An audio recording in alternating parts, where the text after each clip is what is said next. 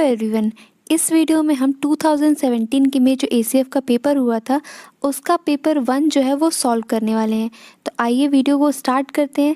सबसे पहला क्वेश्चन देखते हैं, जिला पंचायत की कृषि समिति में कौन सा विषय सम्मिलित नहीं है। मतलब इसे पूछा गया है कि जो एग्रीकल्चर कमेटी होती है जिला पंचायत की, उसमें कौन सा सब्जेक्ट जो है वो इंक्लूड नहीं किया गया है। तो इसमें बाढ़ और सूखा जो है वो इंक्लूड नहीं किया गया है, स्वस्थ और स्वच्छता इंक्लूड नहीं किया गया है, जल प्रदाय इंक्लूड नहीं किया गया है और अल्प बचत जो है वो इंक्लूड नहीं किया गया है। तो इसका जो राइट आंसर होगा वो होगा second, fourth, sixth and eighth. तो इसका ऑप्शन नंबर डी जो है वो करेक्ट आंसर है। इसके बाद सेकंड क्वेश्चन देखिए, इसमें पूछा गया है निदेशालय का मुख्य कार्य क्या है। मतलब what is the main function of directorate. तो इसका जो राइट आंसर है वो है ऑप्शन नंबर सी। इसका आंसर होगा पॉलिसी इम्प्लीमेंटेशन। ये क्या कराते हैं, पॉलिसी जो होती है उसे इम्प्लीमेंट कराते हैं। ठीक है, अब इसके बाद नेक्स्ट क्वेश्चन देखिए, उच्च भूमियों के निम्नलिखित जोड़ों में से कौन सा जोड़ा उत्तरी छत्तीसगढ़ और दक्षिणी छत्तीसगढ़ का सर्वोच्च भाग दर्शाता है। मतलब जो छत्तीसगढ़ का पूरा मैप है उसमें नॉर्थ साइड और जो ये साउथ साइड है उसका जो मेन जो पीक पॉइंट है उसको आपको सेलेक्ट करना है। तो उसका जो राइट आंसर है वो है सामरी पाट, जो कि जशपुर साइड जो ये एरिया है बलरामपुर का, ये पार्ट सामरी पार्ट, ये क्या है सबसे ऊंचा पीक पॉइंट है। और जो साउथ छत्तीसगढ़ है उसमें बेलाडीला की पहाड़ी है। तो ये ऑप्शन नंबर बी है वो इसमें करेक्ट आंसर है। अब इसके बाद नेक्स्ट क्वेश्चन, में से किस क्षेत्र में धारवाड़ शैल समूह का विस्तार नहीं है। तो अगर आप जब जियोलॉजिकल स्ट्रक्चर पढ़ेंगे, मतलब जब ये शैल समूह के बारे में पढ़ेंगे तो आपको पता चलेगा कि कौन कौन सा जो छत्तीसगढ़ में किस किस एरिया में किस टाइप का शैल समूह जो है वो पाया जाता है। तो ये जो धारवाड़ शैल समूह वो कहाँ नहीं है, वो कोरिया साइड नहीं है। ठीक है, कोरिया में गोंडवाना का एक्सटेंशन है, इस वजह से ये होगा राइट आंसर। अब इसके बाद फिफ्थ ऑप्शन देखते हैं। फिफ्थ क्वेश्चन में पूछा गया है कि यहाँ पे दिए हुए जलप्रपात, मतलब कि जो वाटरफॉल हैं उनको उनकी नदियों से मिलाना है कि मतलब कौन सी नदी से कौन सा वाटरफॉल बनता है। तो इसका जो राइट आंसर होगा अमृतधारा से हसदो नदी, ये कोरिया साइड है। उसके बाद ये जो कोटली जो जलप्रपात है ये कन्हार नदी पे है, गुप्तेश्वर जो है वो कोलाब नदी पे है और जो पवई जलप्रपात है वो इस नदी पे है। तो इसका जो राइट आंसर होगा वो है ऑप्शन नंबर ए, ये है इसका करेक्ट आंसर। अब इसके बाद नेक्स्ट क्वेश्चन है, नडापल्ली गुफा कहाँ स्थित है। मतलब ये जो गुफा है वो कहाँ है। तो इसका जो राइट आंसर है वो है बीजापुर जिला। ये और भी कई एग्जाम में पूछा जा चुका है, तो ये आपको याद रखना है कि ये बीजापुर जिले में है ये केव। अब उसके बाद नेक्स्ट क्वेश्चन देखते हैं। ये खैर करंट अफेयर का क्वेश्चन है, ये अभी के लिए इम्पॉर्टेंट नहीं है बट इसको फिर भी आप एक बार देख लीजिए। ये क्या है, मुख्यमंत्री अक्षर ज्ञान के लिए अंतर्राष्ट्रीय साक्षरता दिवस 2017, ये पुरस्कार किस में मिला, किस जिले को मिला है। तो इसका जो राइट आंसर है वो बलरामपुर है। मतलब कि जितना भी जो छत्तीसगढ़ का से रिलेटेड करंट अफेयर है कि कौन कौन से प्राइजेस किस जिले को मिले, इस टाइप के क्वेश्चन आपको तैयार रखना है। अब इसके बाद नेक्स्ट क्वेश्चन देखते हैं, छत्तीसगढ़ के किस जिले में गार्नेट पाया जाता है। ये एक प्रकार का मिनरल है, तो ये पाया जाता है गरियाबंद और जशपुर में। इसका आंसर है B, option is the correct answer. उसके बाद नेक्स्ट क्वेश्चन है, छत्तीसगढ़ राज्य में वर्तमान में कितने वन परियोजना मंडल है। ये इकोनॉमिक सर्वे का क्वेश्चन है, तो ये उस टाइम के इकोनॉमिक सर्वे का क्वेश्चन, अभी जो नया लेटेस्ट आया है वो आपको अपना रेडी रखना है। ठीक है, इसका जो राइट आंसर है वो ऑप्शन नंबर सी, 8। अब इसके बाद नेक्स्ट क्वेश्चन देखिए, इसमें पूछा गया है निम्नलिखित में से किस माह एवं वर्ष को छत्तीसगढ़ राज्य वन विकास निगम अस्तित्व में आया। मतलब कि ये जो छत्तीसगढ़ राज्य वन विकास निगम है ये कब इस्टेब्लिश किया गया। तो इसका जो राइट आंसर है वो होगा इनमें से कोई नहीं, क्योंकि इसका जो सही आंसर है वो है मई 2001। अब इसके बाद 11th नंबर क्वेश्चन देखिए, छत्तीसगढ़ राज्य में सीता नदी अभ्यारण्य किस जिले में स्थित है। तो ये काफ़ी इंपॉर्टेंट क्वेश्चन है। यहाँ पे जितने भी वाइल्ड लाइफ सेंचुरीज है वो आपको याद रखना है। ठीक है, कि वो कौन कौन से ज़िले में कौन कौन सा है। तो इसका जो राइट आंसर होगा वो होगा Dhamtari, B is the correct answer. इसके बाद 12th नंबर क्वेश्चन में पूछा गया है, नया रायपुर में किस औद्योगिक पार्क की स्थापना की जा रही है। तो इसका जो राइट आंसर है वो है option number C, electronics manufacturing park. इसके बाद नेक्स्ट क्वेश्चन है, निम्नलिखित में से कौन सी जोड़ी और घटना जो है सम्मिलित नहीं है।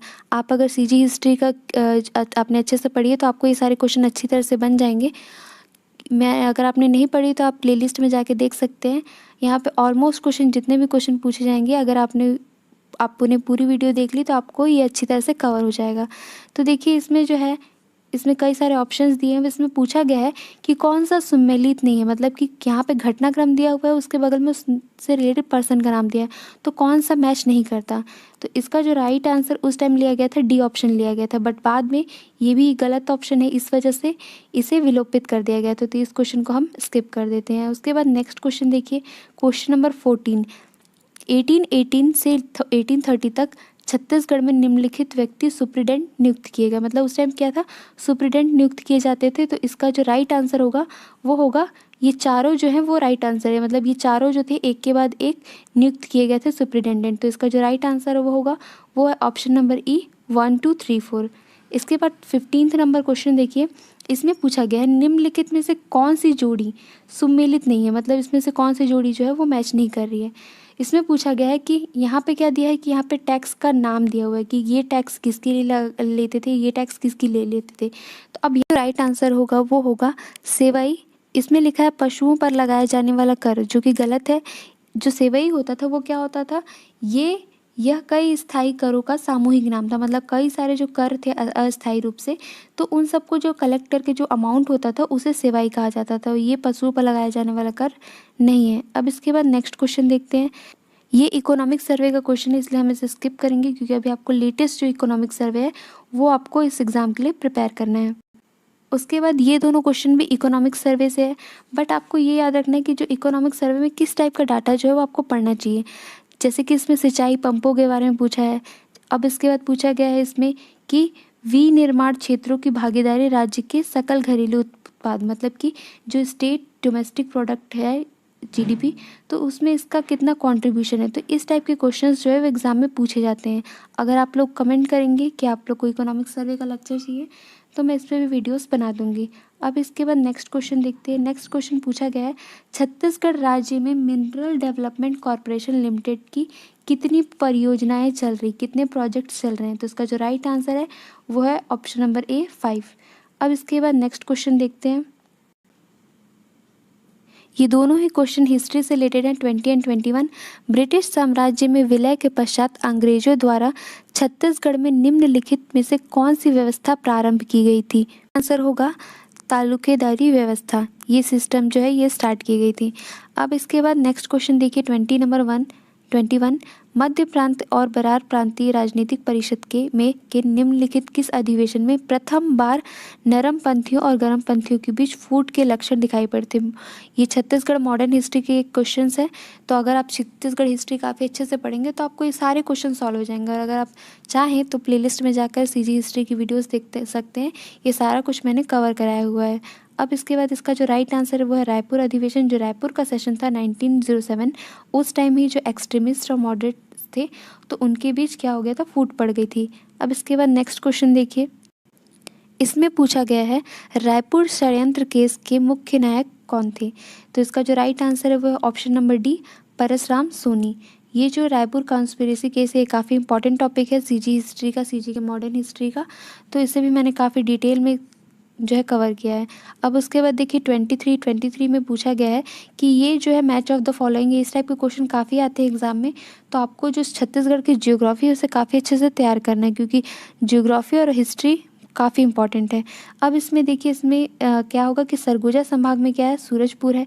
इसी तरह से बिलासपुर में कोरबा है, दुर्ग में बेमेतरा है, बस्तर में नारायणपुर है और रायपुर में गरियाबंद।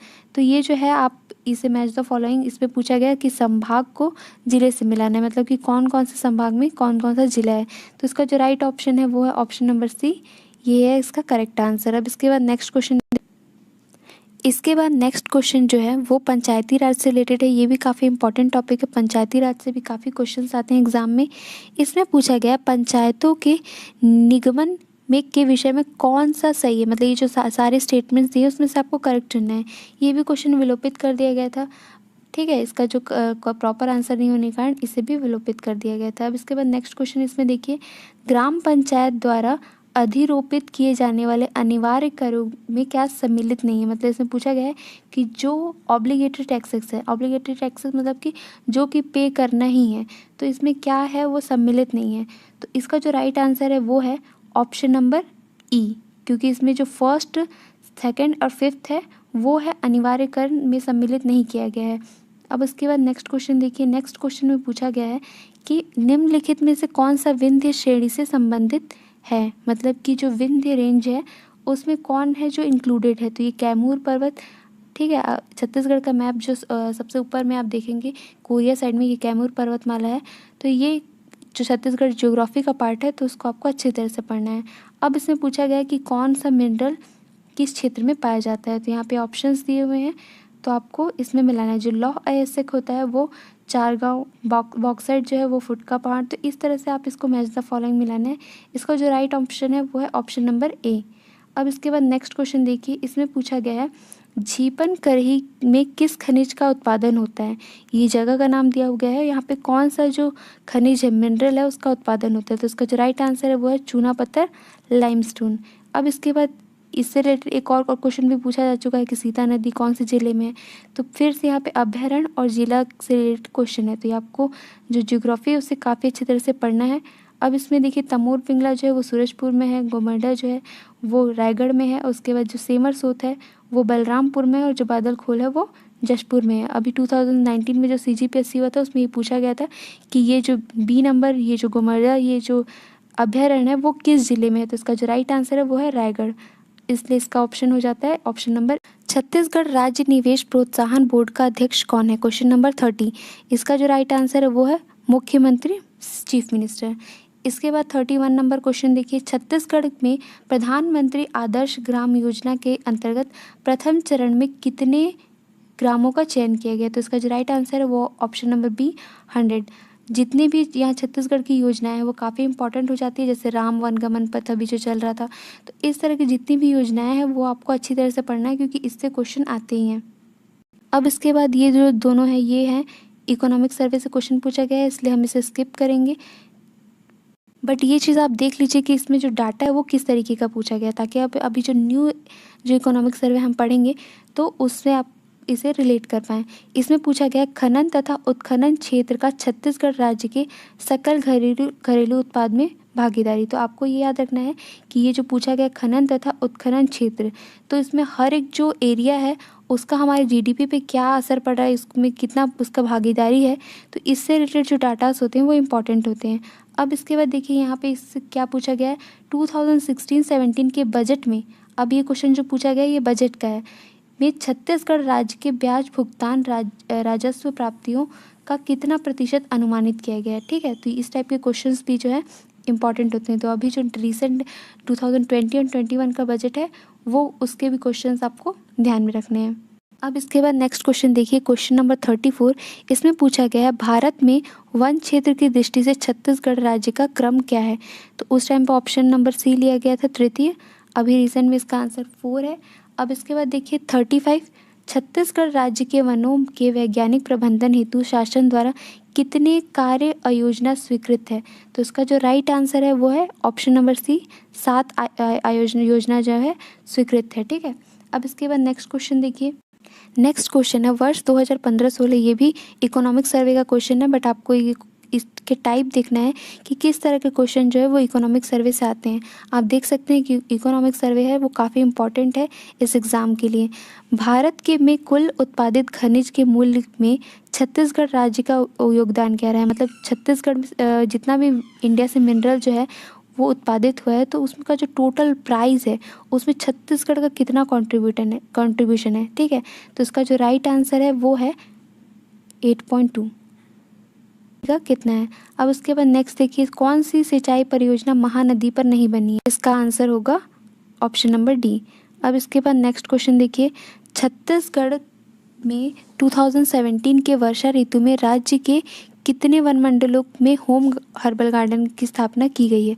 तो अब ये भी उस टाइम के करंट अफेयर का क्वेश्चन हो जाता है, बट फिर भी आप देख लीजिए इसका जो राइट आंसर है वो ऑप्शन नंबर बी 9।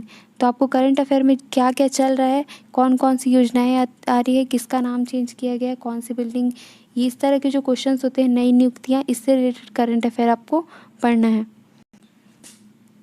इसके बाद नेक्स्ट क्वेश्चन देखिए, ये सारी अब जनजातियों से रिलेटेड क्वेश्चन है, ट्राइब से। अब इसके बाद देखिए, छत्तीसगढ़ के सरगुजा संभाग की अनुसूचित जाति कौन सी नहीं है। तो इसमें आप देख सकते हैं इसका जो राइट आंसर है वो है हल्बा, क्योंकि उरांव, कंवर, गोंड ये सब क्या है वहाँ पे पॉपुलर जनजाति, इस जनजाति के लोग वहाँ पाए जाते हैं। तो इसका आंसर होगा ऑप्शन नंबर सी। अब 14th नंबर जो क्वेश्चन है इसमें पूछा गया लरिया बोली किस ज़िले में बोली जाती है। ये जो बोली है ये किस ज़िले में बोली जाती है। तो इसका जो राइट आंसर है वो है महासमुंद, ऑप्शन नंबर बी। अब इसके बाद देखिए 41 क्वेश्चन, अगरिया जनजाति का परंपरागत कार्य क्या है। ये जो जनजाति है इनका परंपरागत कार्य मतलब कि इनका जो ट्रेडिशनल वर्क है जो काफ़ी पहले से ये करते आ रहे हैं वो क्या है। तो इसका आंसर है लौह शिल्प, ये इसका करेक्ट आंसर है। अब इसके बाद देखिए क्वेश्चन नंबर 42, सुख के दिन आना का छत्तीसगढ़ मुहावरा क्या है। अब ये क्या है इसका आपको बताना है कि उसे छत्तीसगढ़ में कैसे बोलेंगे। तो इसका जो राइट आंसर है वो है ऑप्शन नंबर ए, दिन बहुरना। ठीक है। अब इसके बाद 43 नंबर क्वेश्चन है, छत्तीसगढ़ में विवाहित महिलाएं अपने पति की दीर्घायु के लिए कौन सा व्रत रखती हैं। इसमें व्रत बताना है। ठीक है। तो इसका जो राइट आंसर है वो है तीजा। अब इसके बाद देखिए 44 क्वेश्चन, हुल्की पाटा किस संभाग में गाते हैं। इसका जो राइट आंसर है वो है ऑप्शन नंबर बी, बस्तर। ये जो यहाँ पे ट्राइब से रिलेटेड, ये जो जितनी जनजातियों से रिलेटेड और ये वाला जो टॉपिक है इससे काफ़ी पूछा जाता है सीजी के कल्चर से। तो ये क्वेश्चन, इस टाइप के क्वेश्चन जो है आपको अच्छे से याद रखना है। इसके बाद नेक्स्ट क्वेश्चन है क्वेश्चन नंबर 45, छत्तीसगढ़ क्षेत्र के किस राज्य के शासकों का वंश रक्सेल था। ये सीजी हिस्ट्री का क्वेश्चन है। इसका जो राइट आंसर होगा वो है ऑप्शन नंबर बी, सरगुजा। अब इसके बाद नेक्स्ट क्वेश्चन देखिए, ये match of the following type का क्वेश्चन है। ये मॉडर्न हिस्ट्री से पूछा गया, छत्तीसगढ़ की मॉडर्न हिस्ट्री। इसमें एक साइड दिया है कि जब असहयोग आंदोलन हुआ था छत्तीसगढ़ में तो उसमें से रिलेटेड व्यक्ति का यहाँ पे दिया हुआ ऑप्शन, तो आपको वो टिक करना है कि किसने वकालत त्याग किया था, राय साहब की पदवी त्याग की थी। तो ये सारे क्वेश्चंस दिए हुए, ये सारे दिए हुए टॉपिक्स और ये इनसे रिलेटेड पर्सन का नाम दिए हुए हैं। अगर आप सीजी हिस्ट्री अच्छे से पढ़ेंगे तो आपको सीजी हिस्ट्री के सारे क्वेश्चंस बन जाएंगे, क्योंकि काफ़ी ईजी क्वेश्चंस पूछे गए हैं। वकालत का त्याग इन्होंने किया था, ठाकुर प्यारेलाल। उसके बाद जो राय साहब की पदवी है, ये जो टाइटल है वो किसने मतलब छोड़ दिया था, वामन राव लाखे। उसके बाद विधानसभा की सदस्यता का त्याग किसने किया था, श्रीमती अंजुम बेगम। और उसके बाद जो डी है उसका आंसर है बाजीराव कृदंत। तो इसलिए इसका राइट आंसर क्या हो जाएगा, ऑप्शन नंबर ई, 2134। इसके बाद नेक्स्ट क्वेश्चन देखिए, इसमें पूछा गया है राज्य सरकार में कार्मिकों के पदों का सृजन, उत्साधन अथवा विस्तार के क्रम में किस संभाग की स्वीकृति सर्वाधिक आवश्यक है। मतलब ये करने के लिए किस डिपार्टमेंट का जो परमिशन है वो सबसे इम्पॉर्टेंट है, सबसे कंपलसरी है। तो इसका जो राइट आंसर है वो है फाइनेंस डिपार्टमेंट, वित्त विभाग। अब इसके बाद 48 नंबर क्वेश्चन देखिए, राज्य प्रशासन में मुख्य सचिव की भूमिका और पद के विषय में क्या सही है। इसमें पूछा गया है कि what is the correct about the role and office of chief secretary in the state administration. ठीक है। तो इसका जो राइट आंसर होगा वो होगा option number D, first, second, third and fourth, क्योंकि ये चारों ही बातें जो हैं वो सही है।